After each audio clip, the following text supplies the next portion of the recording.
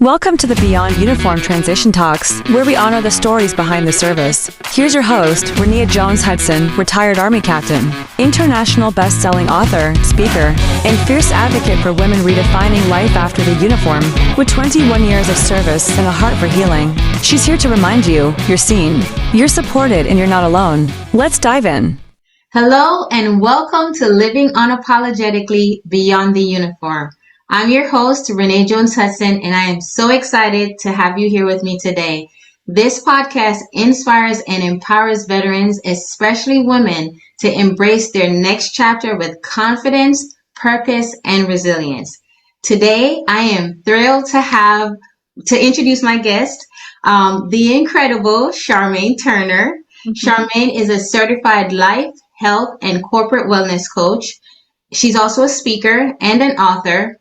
She's the visionary behind Exalting Wellness Coaching and Counseling, where she empowers individuals, families, and communities, encouraging them to prioritize whole person health. I had to practice that.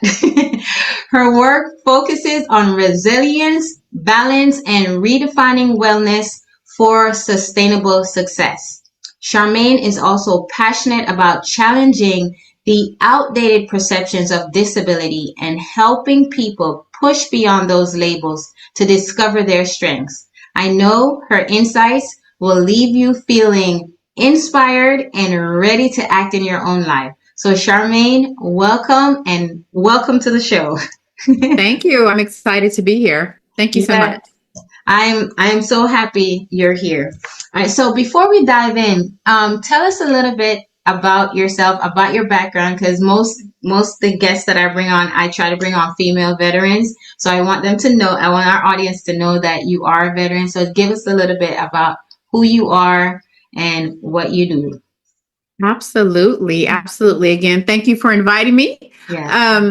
I am an Air Force veteran. I was able to serve 11 years in the Air Force. I was a personnelist, so HR on the civilian side. I loved what I got to do. I've always been a people person. I've always been a server. So when we go to church and they say servant leaders, that's me. That's been me forever. So I love what I do. I'm sure we'll talk about my transition out a little bit later. I'm also a wife, a mother of 4. I started Exalting Wellness Coaching and Counseling in 2020 around COVID. And so I call it my 5th baby. So I'm sure we'll share some more about that as well. But that's just a little snippet about who I am. Thank you. That is beautiful. I'm so happy to know you. And I'm excited for our guests to know a little bit about you as well. Okay, so I have a few questions I'm going to ask you. So as the visionary behind Exalting Wellness, and your work focuses on whole person health, what inspired you to pursue this path, and how do you define wellness in a way that resonates with the challenges people face today? Absolutely. So what inspired me? This is where we get to learn a little more about my background. So I joined the Air Force in 2003. I've been in different capacities. So I came in as a traditional reservist, and then I was an Air Reserve technician, which means I wear the uniform every day, but I'm civilian. Okay. And so I did that for a little while. And then I got the opportunity to be an AGR, so active guard or reserve. Right. So I was active duty full time. That's what I wasn't prepared to want to do. That was the crazy part. When I joined, I was just like, I'm going to go in because I come from a military background. Yeah. And so when I joined, I was like, it's time for me to serve. Traditional reservists, just do the weekend thing. And I realized I really love my uniform. It surprised me. It surprised me. I don't think I ever felt like patriotic before. Right. I'm glad to be an American, all that good stuff. But when I put that uniform on, it was different. It's different. And so it really is. And so I got the opportunity to serve active, and that's what I did. And so I was doing my thing, and then I started having some physical issues. I would notice different symptoms like eye fluttering. I would have numbness and tingling in my hands and my arms.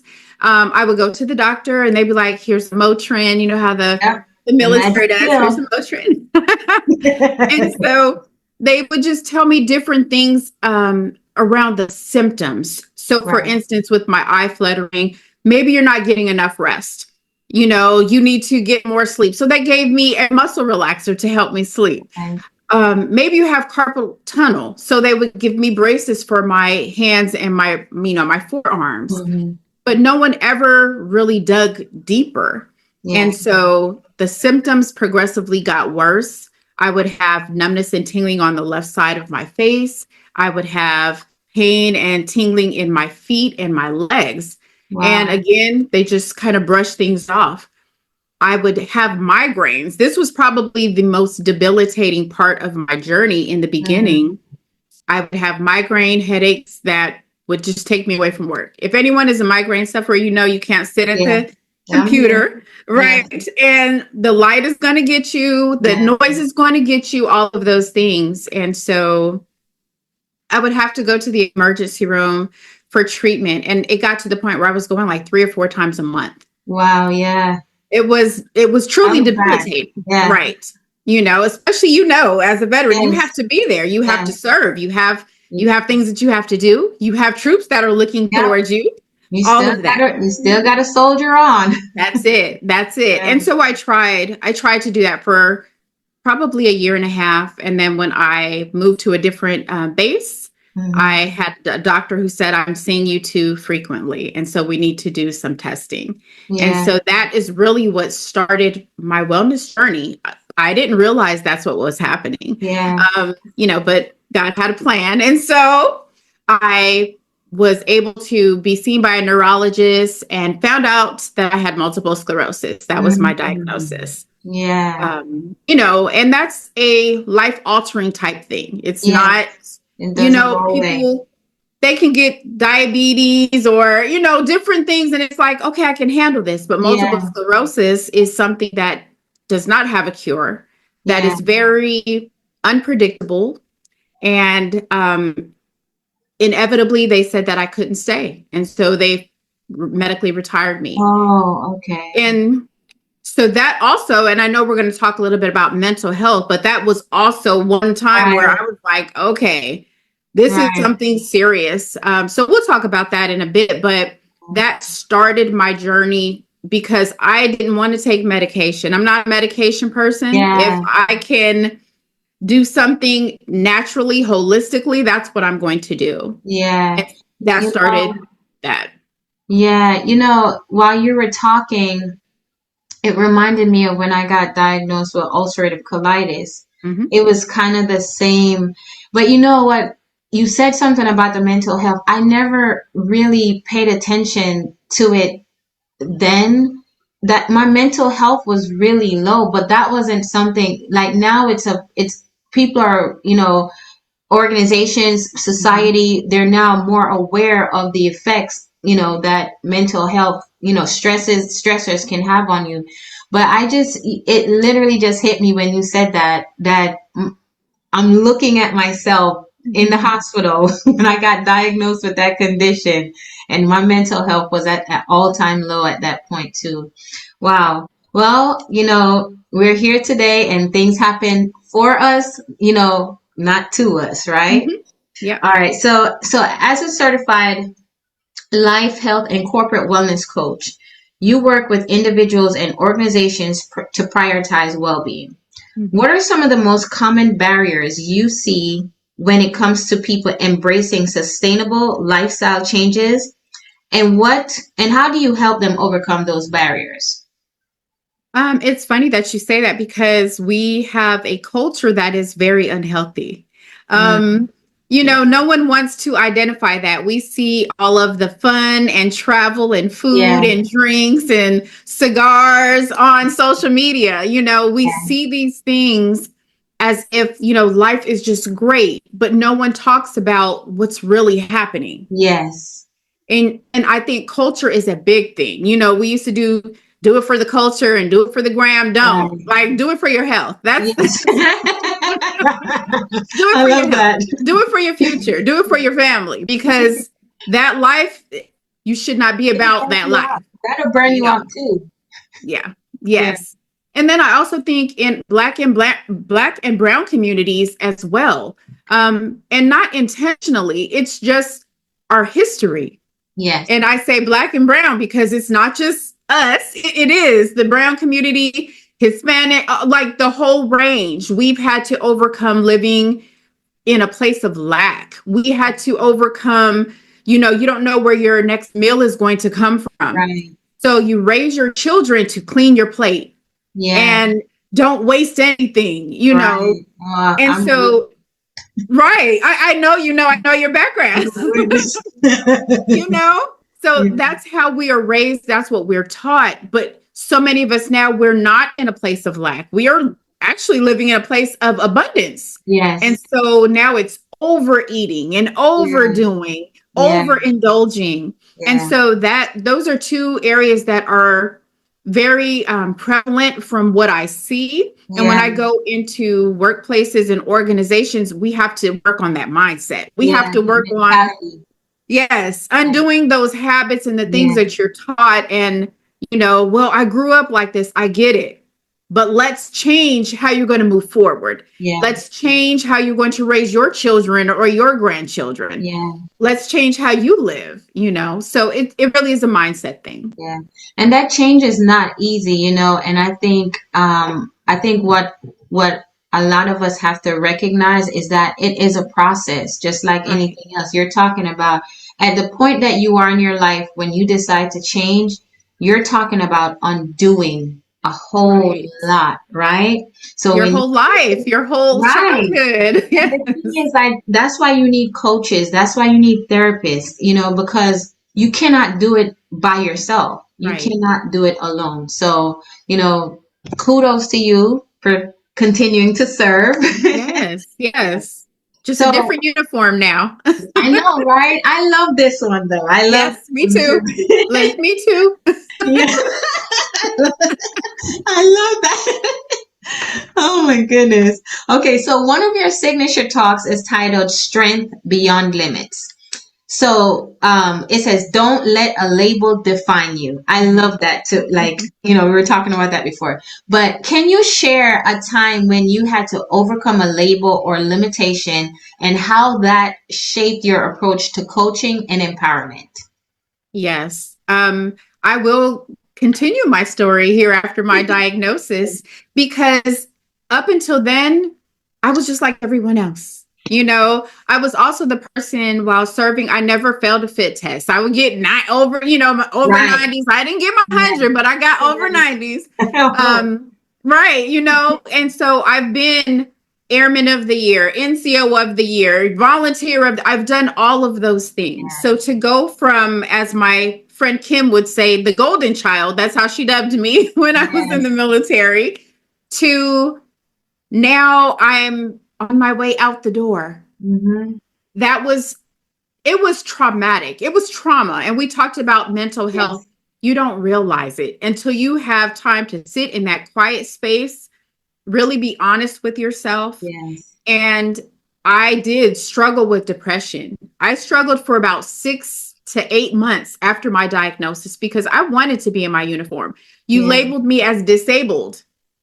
And that's a heavy label. And so that's the thing that I try to change, help people change. It's not as I say, remove the remove the because you still have so many abilities remaining. Right. You're still able to do so much. Right. And I think that is very important for us to focus on, because first, transitioning out of the military, whether you plan for it or not, it's still heavy. It's still heavy. It is. And we see it. We see statistics and, you can look at things like suicide rates and alcoholism and all of those things. So it is a major thing, but the label, you have to say, nope, I'm ripping that off. Yeah. I'm ripping that off, especially when you have an invisible illness, which is what I have. You would not look at me. Yes. Right. Exactly. You as well. Yes. You can't look and say,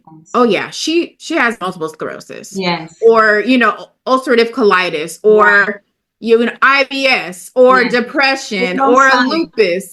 There's no sign that's telling you why. Yeah. Exactly. I love that you said that too, Charmaine, because I have a disabled veterans plate, which you Hmm. probably do as well, right? Hmm. And because society has this perception of what you should look like when you're disabled, you would not imagine, and I'm pretty sure you probably get some of the stares, the Hmm. comments when I What is put, she doing? Why is she parking there? yes, in all honesty, I used to feel guilty about parking in the disabled spots, and I will tell you this. If I don't have to park in a disabled spot, I won't, right? Hmm. But like you said, every day for me is not a good day, Right. right? And my ailments are not where you can see my pain that day, Yes. right? Yes. So it's like I like how you said get rid of the this Hmm. because there's so much more abilities. And that's the whole premise. That's the whole premise behind living unapologetically. Yeah. You know, let's take away the labels. I love that. Sherman, I really love that. I really love it. Just take away the label Hmm. and focus on the rest of your abilities. Right. It's just a part of your journey. It's not your whole journey. Absolutely. Yes. Wow. So many of our listeners are veterans or high achievers transitioning into civilian roles. What advice would you give those who feel stuck or burned out, especially when they're struggling to prioritize their health and wellness? And you see this a lot with a lot of people transitioning from the service. Absolutely. And that's part of what I have noticed in the workplace. Even when I do workshops, inevitably there is going to be a woman in tears Yeah. during the workshop. Yeah. And I was surprised when it first happened. I was like, wow. But that let me know how heavy it is, Right. how many people are struggling with burnout and just trying to do everything and be everything to everyone. Burnout is it's a real thing. It is. And it's something where veterans, everybody needs support. Everybody needs support. I would say, as a recovering overachiever, type A. Yes. Amen. Absolutely. I've had to show myself grace. Yes. I've had to remember you are a person. Yeah. Even though you've worn this superwoman cape for so long, take that cape off, burn the cape. You are a person. You're a person. And then the other thing that I have learned to do is my competition is me. Right. And it's not what did I do better, but am I better? Yes. Yeah. Am I better? Are you better than you were last year? How Yeah. is your mindset this year? How is your mental health this year or this month? Yeah. So not competing with anybody else because you're not the same. There's no need to do that. Yeah. Nothing is the same, Right.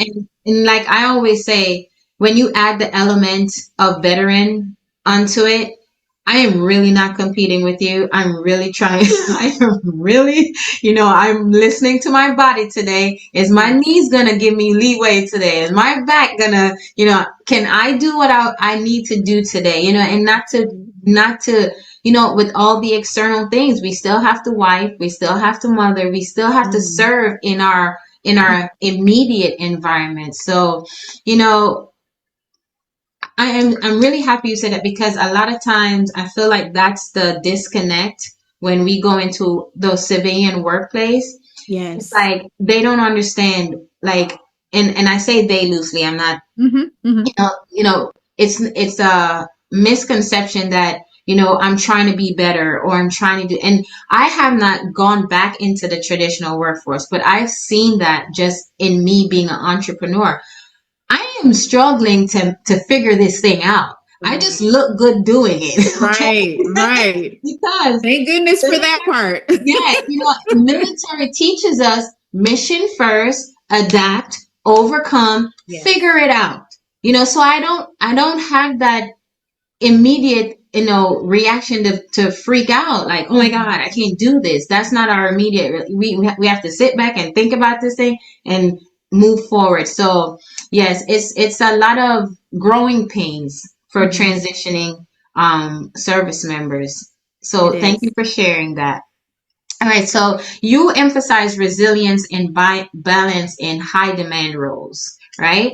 So for someone who feels overwhelmed by life's demands, what's the first step they can take to build resilience and find balance in their day-to-day lives? And this is your mantra. So I think that we again have to remove that weight that we place on ourselves. Remember that you are just a person. yeah, And I say it and stress it, just a person, not a superhero, not a savior, not the hero, none of those things. You are just a person. But I think it all starts with taking care of yourself first and foremost. And I think that's the hardest thing for so many people to do. yes, Because especially as a woman, we are nurturers. That's how we're raised from very little children. yeah, Take care of your brother, take care of the family. Like we're always taking care of someone else, but we're not taking care of ourselves. So you have to look at, how can I be an asset? How can I do anything if I am not well? yeah, And I think one of the best gifts of aging is like really looking at what's important. yes. What's It's important? that comes. Yes. Yes. Yes. So look at what's important. Like if you need to look at it the same way we did in the military, okay, this is my mission. Yes. Lay it all out. Lay it all out and see what you need to do. Like I'm big on strategy and I'm big on processes. And just like you said, if you've not served in the military, you might be looking like you're too much. I'm not. I'm organized. I have strategy. I need that. That's where I thrive. So figure out what you need. First of all, how do you need to attack whatever it is that you're facing, this new role, this new opportunity, So that all comes from sitting and having time with yourself. That self-care, being introspective, and figuring out, okay, this is new for me. Like you said, you go into a workplace, you're not like everyone else. You're different. Yeah. You're different, So hopefully you have a workplace that supports veterans and supports the veteran transition, because I will say that is something that is growing and improving. And I love to see that. Yes. And then when you can go into a workplace and say, oh, they're veterans too, like find your people. Yeah. Find your people. But it all starts with you. It all starts with you. You have to look at yourself, introspect what's going to work for you, and how am I taking care of myself? Because no matter how high you get, all it takes is one diagnosis, and you can ask me how I know. Yes. Yes. I always say you're a situation away from a situation. Absolutely. I think part of the transitioning process too, I think as veterans, I did a course Beyond Tap, back to basics. And it's because we don't look at the holistic aspect of transitioning. We don't look at the mental aspect, the physical aspect, the financial aspect. It's a lot, and I think that in my opinion, that's the part I feel we're not prepared for when we're transitioning from the military, right? Where they prepare us to get a job, to do all this stuff, and it's still overwhelming. So you got to transition from that transition too, right? So it's a lot that you're taking in and having to process just to start this next chapter. All right. I agree. We talked a lot about self-care, which I love because I think we're on the same page as that. And it's a thing. It is. So you said that sometimes it can sometimes feel like an indulgence instead of a necessity. And we know many of us are probably guilty of that until we understand what it means, right? And especially for women and caregivers. So how do you help people reframe self-care as a critical part of their overall health and success? Absolutely. I think a big part of it is, and I love visualizations. I like to help my clients first visualize what is health to them, and what does a great family life look like? What does a great business life look like? because a lot of times we're working towards this goal. Right. And you're not looking at the whole picture. Just like you said, holistic, we got to look at everything. Yeah. But you're not. You're like, Q4 goals. I'm going to, I got half a day left. That's what you're focused on. Yeah. You're missing everything else. You're missing the introspective piece, tapping into how am I? So first, the vision piece is very big for me. Also, I like to get them to see how different they are. So even kind of like journaling and tracking, how was my day? What was good about today? What was bad about today? I always say that you don't know, like we think we're doing great, but if you're not tracking anything, you'll never know. Right. You don't have any record. Right. Right. You don't have any record of anything. So track how your days go. So journaling, visualizations. I know for me, I'm a better wife when I take care of me, because when I don't take care of myself, then I'm snappy, then I'm short with my husband. I'm even with my children. I don't have the patience that I want to have. I can't show up the way that I want to. Yeah. And so in order for you to show up as your best self, you have to become your best self. Yeah. That means you have to take care of you.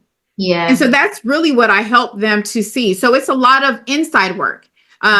Mindset. I really didn't think that with coaching, I would be doing so much around mental health and doing the deep work. Yeah, you have to. Yes. You have to walk it so that you can bring somebody else through it.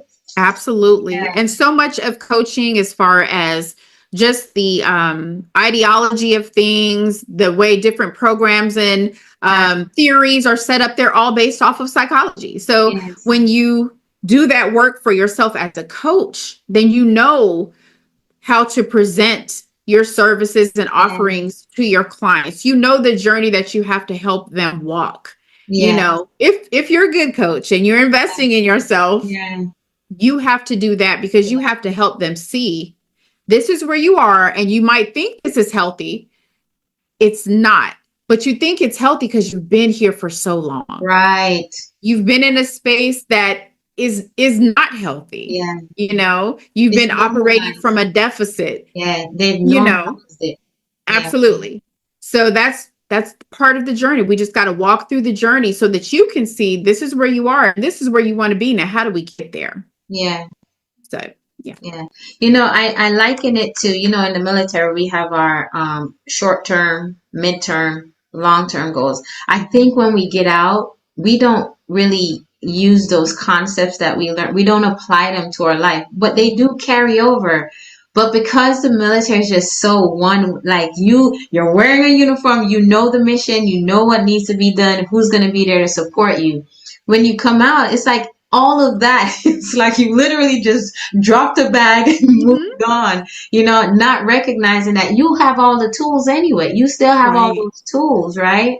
So, you talked about coaching, and coaching for me, it was when I first got coaching, it was actually a competition that I won, and I won free coaching session. Didn't know what coaching was, right? And then funny enough, the coach, after a few, I think I signed up with him twice. He was like, you should be a coach. You're really, but it does take you have to get coaching. You have to really go through your own journey, because you have to sift through some stuff to be able to, to help other people. Like you said, you have to help yourself first. You can't lead others if you're broken, right? Right. So, I appreciate that. Thank you for sharing. All right. So you've led impactful training and workshops on wellness and trauma-informed care. What role does understanding trauma play in creating sustainable change for individuals, and how can people begin that journey?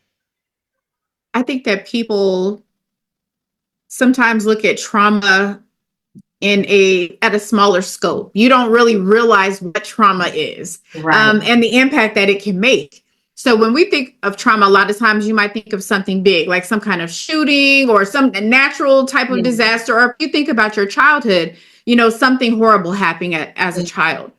But we go through traumas all throughout our lives. Yes. Just like I said, a diagnosis for me was traumatic. Yes. It was life altering.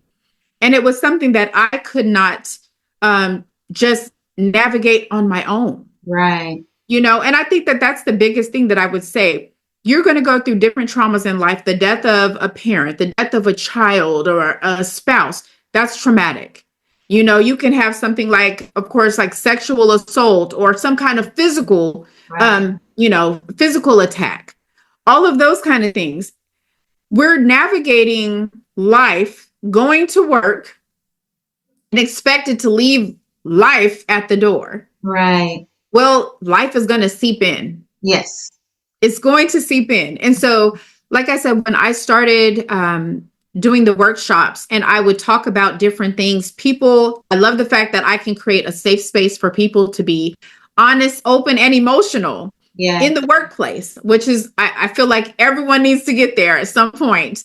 And going in and seeing tears, that was the eye opener for me. Yeah. Because I would have people sharing about burnout. I would have people sharing about how heavy it is to be a caregiver and care for a parent who has Alzheimer's and doesn't remember who you are half the time.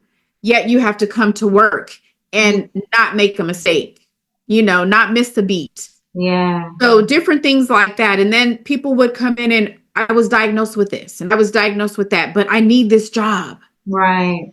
So I think it's important that when it comes to the workplace, being trauma informed, emotional intelligence is huge. Yes. It's very much a necessity. When I look at organizational wellness or corporate wellness, your leaders need to be educated. Yes. Yes. They need to be educated. People need to feel, your team needs to feel like I can go and talk to my supervisor. I can let them know I really need a mental health day. And no, I'm not just trying to take a day off. It's not just a thing that we say. Right. So those kind of things are extremely important. And I experienced it firsthand. I had someone who was not educated at all, was not emotionally intelligent, and it caused so much stress on me. Yeah. I had to, one specific time, it had just got to be too much. I'm literally, now mind you, I'm over 40 years old, grown woman, 4 kids, everything. I'm at my desk crying in tears and I have coworkers coming around me. It's okay, Charmaine, because they know what I'm going through. Right. Now, mind you, I don't have, Charmaine, you need to go talk to HR about this, but they're consoling me with what's going on. And it got to the point where I had to go check my blood pressure. My blood pressure was through the roof. Wow. So I had to go to the emergency room. So when you're not dealing with real life issues in the workplace, especially as a leader, you're setting yourself up. Yeah. I can't say what you're setting yourself up for because it can go so many different ways. It can. Yes. But you're setting yourself up. So that's why it's important to have that training, the education, the professional development in the workplace. Those things are necessary. Yes. We got to remember our team is full of people. Right. We're human beings living life, and everything in my life is not revolve around work. Right.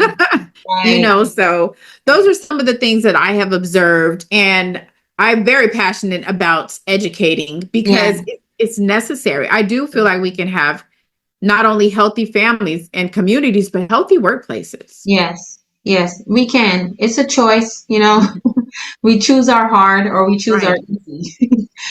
Which leads me to my next point. Like in your Leading with Ease talk, you highlight resilience in leadership, and you just kind of touched on that a little bit. So what's one habit or mindset shift that has the most impact on someone stepping into a high pressure leadership role? One shift is that this is a journey. This is not a destination. Yes. It's a journey. I think sometimes we're so focused on getting that title or that position. Yeah. Instead of looking at it like, I have a life journey. This is just one stop on my journey, and then you can remove some of that pressure. You can remove some of that pressure from yourself when you look at it that way. No one has it all. You might have gotten the position. And even if you feel like you checked all the boxes, you still have learning opportunities available. There's still room for growth.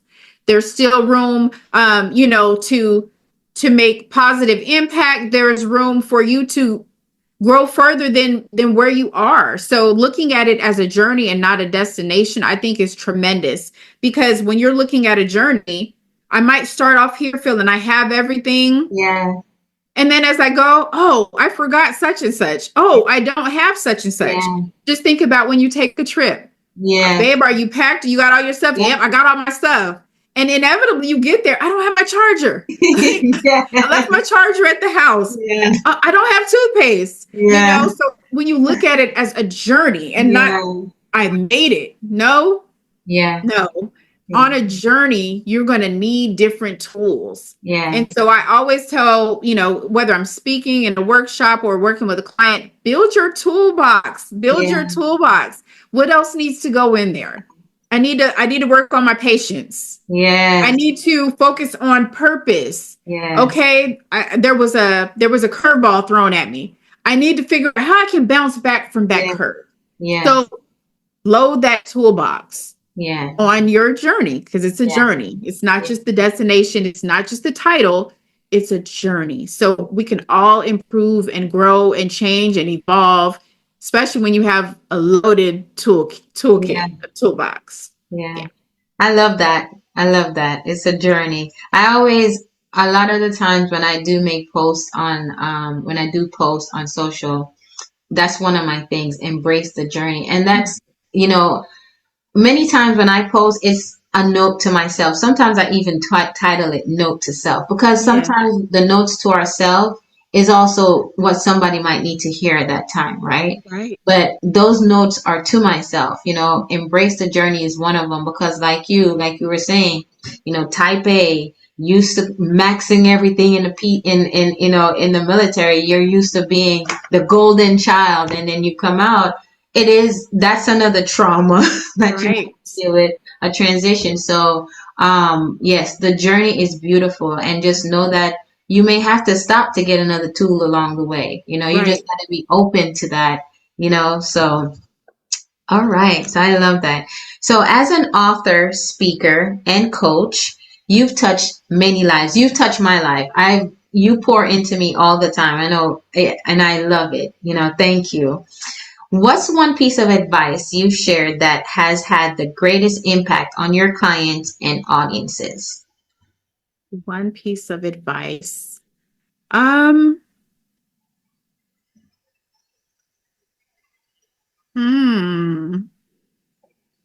think that I would say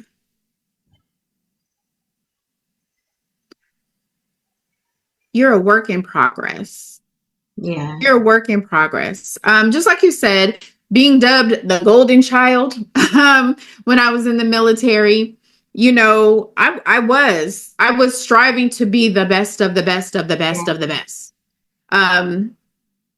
But even just like I was talking about with the leaders, the advice for leadership, you're still a work in progress. Like, you're not there yet. Right. And honestly, I don't want to get there. I want to continue to grow along the way. There's so much along the way. So much. And in different seasons, we have to look at, just like you talked about, when I was in the military, I was up there, you know, just like you were. Yeah. When I got out of the military, I had to start down here. Yes. But really, I just needed to look like it's rolling. That's all. That's it. I'm down here because I'm going up. Yeah. I'm staying here. I'm down here because I'm going up to the next one. And then when that next thing, whether it be writing a book or doing a retreat or whatever it might be, I got to start down here because I'm going back up. So it's just all in how we look at things. I am a work in progress. When I'm down here, I'm in progress. I'm climbing back up. Yeah. I'm going to get there and accomplish that thing. And guess what? I got to go back down so I can be in progress. And so I think that's a visual way, definitely, to look at it. Like, I'm rolling through. I'm not staying stuck. Yeah. I'm not down here. The valley is not where I'm camping out and making my home. Yeah. It's just a place for me to process. It's a place for me to figure things out, to plan, to put those pieces into place so that I can get up. Yeah. to the top for that next thing. Yeah.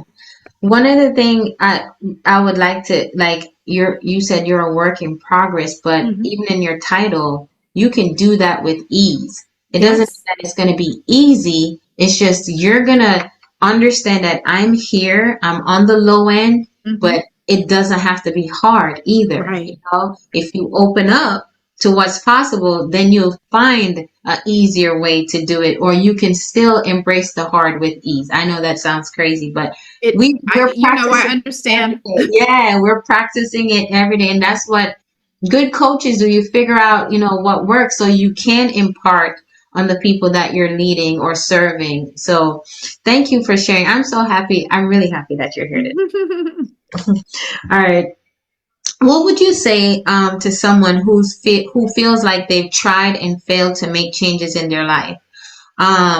What would you say to help them move forward and believe in their ability to succeed? And talk to someone like you, like us high achievers, coming off that high just to start it. Talk to that person. Mm-hmm. I would say first, don't dub it as failure. We talked earlier about labels. Remove the label. Yes. There's no failure. I'm figuring it out. That's what I'm doing. Failure is if you just stop, if you just give up.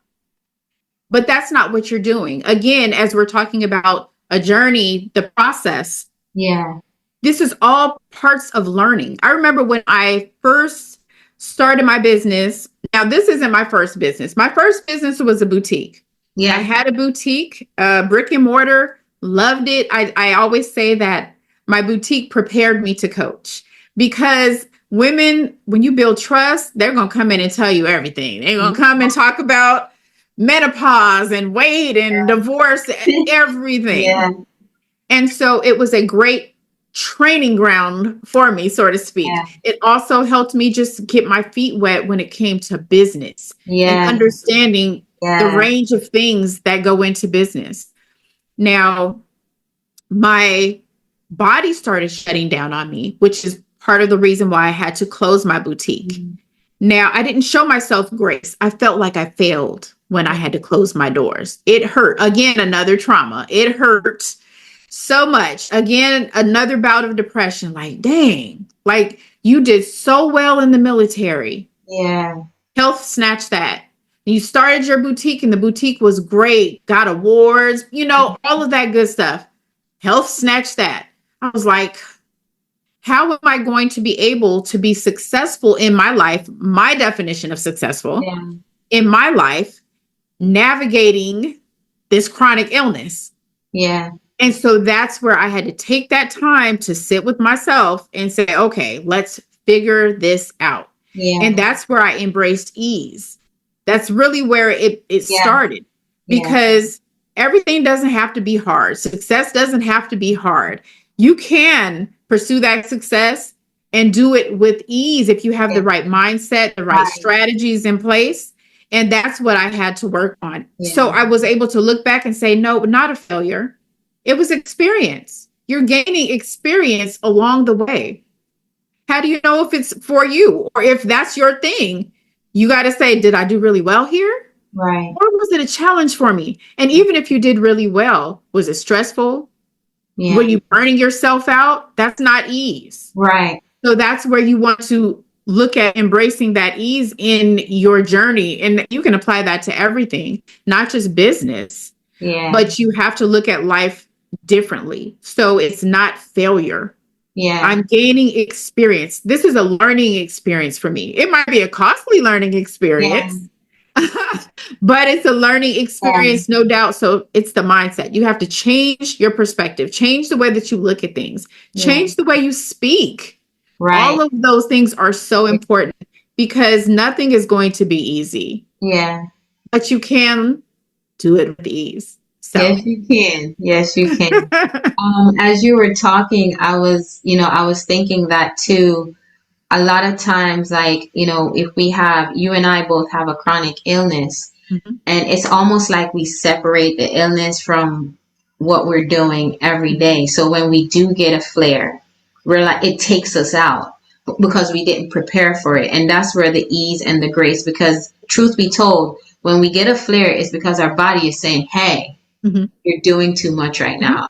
And I need a break. So, right. But even in so, we have chronic illnesses, but understand that we have to give our bodies what it needs, and do so, like you said, with ease. It doesn't have to, you take the time to nurture it, get it back to good health so you can continue the journey. You know? And honestly, along those same lines, that's how I changed how I did business, because with my boutique, I was people pleasing. Yes. I was breaking my neck to do whatever my customer needed. Open up, Charmaine. It's Christmas Eve. I was there. I was doing all of those things. Yeah. But after that, I realized, no, I don't separate the two. My business is built in a way that honors my health. Yeah. That's it. So there's not a separation. I build it in such a way that I honor my time for rest, my time, to focus on how I eat, all to my stress levels. I now have a business built to honor my health, not in separation, because I feel like when you do separate things, on those good days, you go too hard. Right. On those days that you feel good and you don't realize it's going to cause action. It's going to cause a response. Yeah. So when you build it into your business, you're always mindful. It's that balance. Yeah. So that it's not, that used to be me. If I had a good day, a good couple of days, there's so much I could get done. Yeah. Yeah. But I'm going to be down for 3 days after. That's what's going to happen. That's so true. I've done that to myself many times. Yes. So you talked about the boutique being, preparing you for coaching. And I can honestly say that when I got out of the military, I opened a fitness studio. That's where I started. And when you said it, I was like, wow, like she put it into words for me, because that's exactly what happened for me as well. When I was doing personal training, I had my own boutique studio. I had it set up for professionals, right? Busy professionals.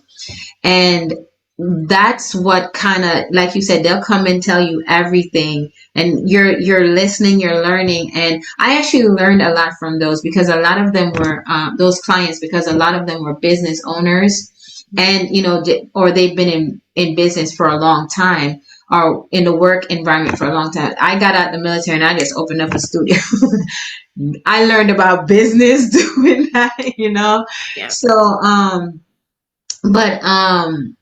the whole transition, I kind of lost my train of thought where I was going with this. That does happen. It does. Yeah. The whole I say all of that to say, I feel like we've taken some of the same pathways, which is why this conversation needs to be had between, between professionals, between coworkers, between colleagues, because there may be someone out there just like us, and I know there is, who thinks, well, maybe it's just me. Before I got to this place, I was thinking that, well, I'm the only one. I'm the only doing that whole woe is me, that whole thing. But then when you get exposed, and which is why the journey and being open to the possibilities and the opportunities matter, because you realize, no, you need to find your tribe so that you can build, you can empower, you can pour into, you can, they can support you when you need it the most, So, and it's funny, I was looking at this the other day, because I'm doing a YouTube series also, and I was looking at all the skills that we had in the military. We still have them. It's just they were called something else. We always had coaching.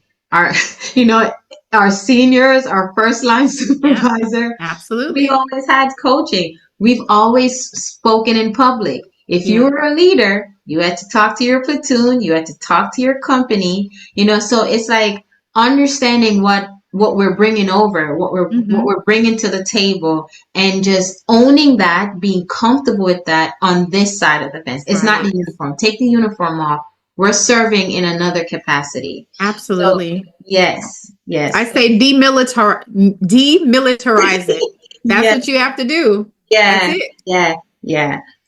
All right. So you work with families, workplaces, and communities. Mm-hmm. How do you approach creating sustainable wellness practices that impact individuals and the systems around them? And I think you kind of touched on it here and there, but if you can give like a deeper answer to that, that'd be okay.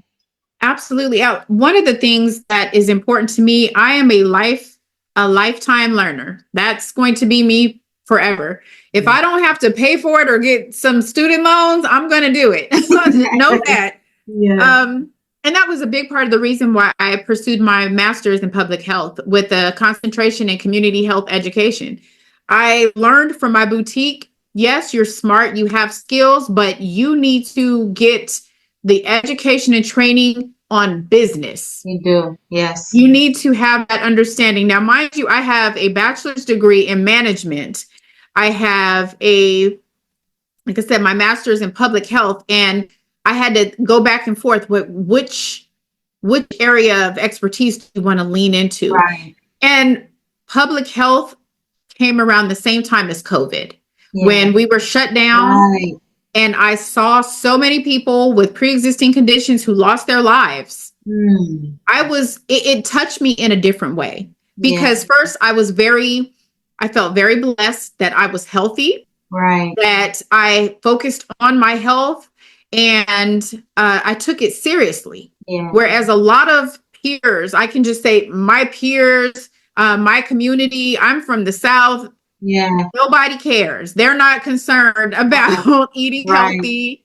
You know, it's going to be ribs and greens, and then you're going to have some Hennessy to go with it. You know, like, so when I saw how many people were touched by COVID that didn't have to be, that was like, this is where you need to focus. You need to help people that have chronic illness, and not just the people, it's the community, it's the city, it's the culture. And so in order for me to really equip myself, that's where I focus on my degree in public health. And it's been a tremendous help, because another thing that you have to remember navigating business, you have a different language that you have to learn. You go from the military and you can talk about TDYs and PCS and ACS and all of that stuff, and people are looking at you like, what are you talking about? Yes. You come over here into the business world, especially in coaching. People are talking about neurodivergence and emotional intelligence. And I was like, wait, hold on. What is what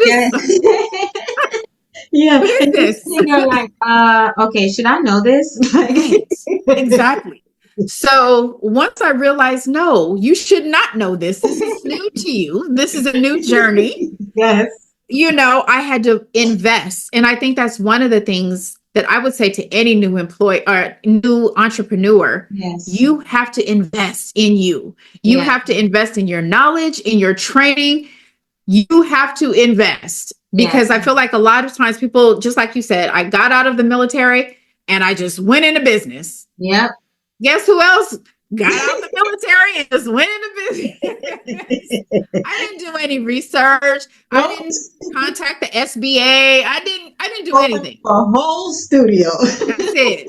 I just bought clothes and I tapped into, this is my city where I grew up, and I know people. Yes. And it was okay for a while, but they're not going to keep your business afloat. Yes. It takes you, but so far, your leadership skills, you have to invest in yourself. Absolutely. You have to invest in the education and moving forward. You said a mouthful. Right. Yes. Yes. So that's what I did. I focused on that, so that when I'm talking to an organization or a nonprofit and I talk about comorbidities, and the statistics for people that are living with chronic illness, they're looking like, oh, she's educated. I am. And I'm going to continue to be educated, so that she knows what she's talking about. Because I think that's important. When you're talking about, this is a service that I offer and I want $12,000 or $20,000, you have to be able to back that up, and you have to be able to show, no, I'm not here just trying to pull the wool over your eyes. I'm really here to try to empower and educate and encourage your team and your leaders. And I have the paperwork to back it up, but I also can talk the talk and walk the walk. Yeah. Yeah. I wanna say something to you about investing that I think is almost like, I don't know the word to use for this, but as veterans, right? Mhm. Because we have everything at our fingertips when we're in the military. I think investing when we come out of the military, that's another retraining that I think that should be part of our transitioning. If you're really serious about serving on this side, and it's in any capacity, whatever it is you choose, the seed that God's planted and you need to nurture and water, you're going to have to invest to see that through. And I think we're so used to the discounts. I was subjected to that when I opened up my studio. And you know how I knew it wasn't wrong? It didn't make me feel good every time, because you put so much. I was a personal trainer. I was investing in doing that. The nutrition, in the equipment, time.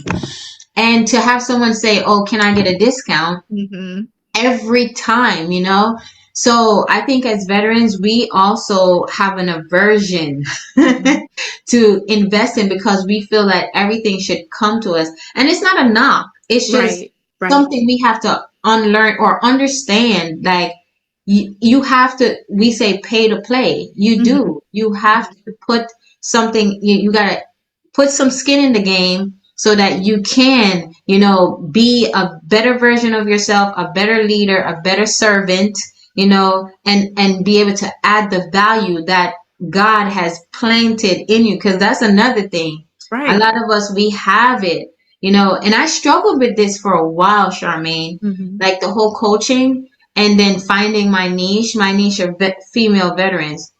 And I think one of the things we have to understand too, because you talked about speaking to community, Mhm. that even though you're the messenger, you're if that's your message, you just have to understand that you just have to keep pouring it, because Right. eventually people, they're listening. Mhm. You just have to say, they say you got to say it 7 times, three Right. to 7 times before someone hear you. Yeah. So because sometimes it can get discouraging. You're like, nobody's listening to me. Mhm. They're not even, they're not paying. And then you get frustrated when you just said it to someone and then they get sick and you're like, I just told you, I gave you the blueprint. But Yeah. we have to be patient, Yeah. understand what our role is. We're educators, we're trainers, we're Mhm. serving, we're adding value, and that's our role. And it's gonna come. Jesus is still working with us. Right. Praise God. Yes.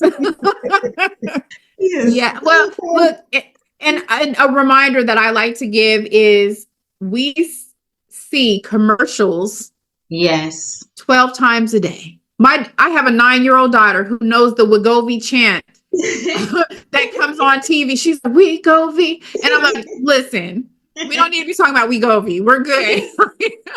But they have a jingle that's memorable. They have Yes. commercials that we see Yes. continuously. And Yeah. so that's something else that I work with clients on, because you're feeling like you said, I said it and I said it and I keep Yeah. repeating it. Well, you have to look at so many different things. First of all, the algorithm is only going to show 2% of your audience what you Right. post anyway. So everybody else didn't see it. And if we can watch these commercials over and over and over and over and not complain and Yeah. actually remember the jingles, you're going to have to say it over and over and over. And just remember, this is just part of it. This is just part of it. I have to remind people who I am and what I do, Yes. especially if you're operating in a space where it's familiar. Like maybe you grew up there. They're going to look at you like, oh, that's just Charmaine. Yeah, we went to Yes. school together, Yes. blah, blah, blah. They're not looking at, wait, They're not Charmaine taking is it a seriously. doctoral Yes. student and a Christian Yes. counselor and all of these other things. They're Yes. not looking at me that way. Your own family is going to do it. So, Yes.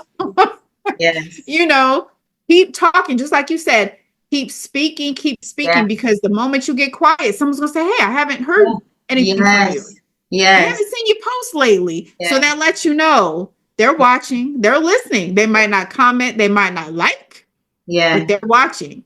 Yeah. They're We watching. can't get weary in well doing, right? We can't get weary. I'm trying to reap. Okay. I'm trying to reap. Yes, yes. Oh my gosh, Charmaine, this was so amazing, honestly. And you know, you and I could talk forever on the phone. So this was pretty easy. So this was pretty easy. So thank you again for being here. How can our viewers and our listeners, how can they find you? How can they reach out to you for more assistance? Absolutely. So I keep it simple. Everything is exalting wellness. I'm not the person who's like the underscore and the that. Nope. Exalting wellness on Facebook, Instagram, TikTok. My website is exaltingwellness.com. And for anyone who is navigating this chronic illness journey, I have written a book. My book launch is in January. And so thank you. I tell my story, but I also give a guide. I wanted to provide a resource to people because just like we talked here, there's so many different elements that you're going to navigate when it comes to just being diagnosed with a major chronic illness and not having to be in the military. Everyone, just like we talked about, there's mental health issues, there's labels, there is you redefining yourself. Yes. So much that is on this journey, a part of this journey. So my book, Navigating Chronic Illness with a Christian GPS. Like I said, the book launch, soft launch is in January. Thank you. I love that. And then there will be more to come in March, actually, because March is Multiple Sclerosis Awareness Month. Okay. So just more to follow, definitely. Yes. Well, everyone, you heard her. So definitely follow her. You know, is your book launch live? Are you doing a? It's not live. It's not live yet, but it will be a live launch. Okay. Yes. Okay. So follow Charmaine to learn more about her book launch and to just get with her if you have a chronic illness that you're experiencing. She is the go-to person. And you see, she's just living life with ease right now. All right. Thank you so much for joining me today and for sharing your wisdom and your inspiring journey. Your passion and for wellness and resilience is absolutely contagious. And I know our listeners are going to walking away with valuable insights and tools to apply in their lives. For everyone tuning in, if you would like to connect with Charmaine or learn more about her work, you can visit her at her website at exaltingwellness.com or follow her on social at Exalting Wellness. And all of that will be in the show notes. Thank you for being here for this episode of Living Unapologetically Beyond the Uniform. If you enjoyed today's conversation, please like, share, and subscribe to help us reach more veterans and others navigating their transition in this next chapter. Don't forget to join me every Friday at 11 a.m. Eastern Standard Time for more inspiring stories and actionable insights. Until next time, keep living unapologetically.